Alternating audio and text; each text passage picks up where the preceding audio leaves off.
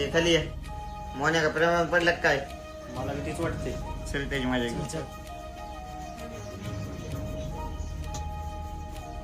राही थांब ना.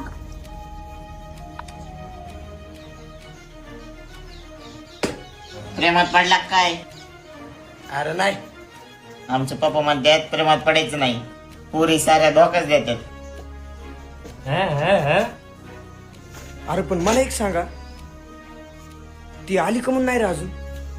मी लई वेळ झाले तिची वाट बघत बसलो. कसं गेलं कालचा दिवस? छान गेलं.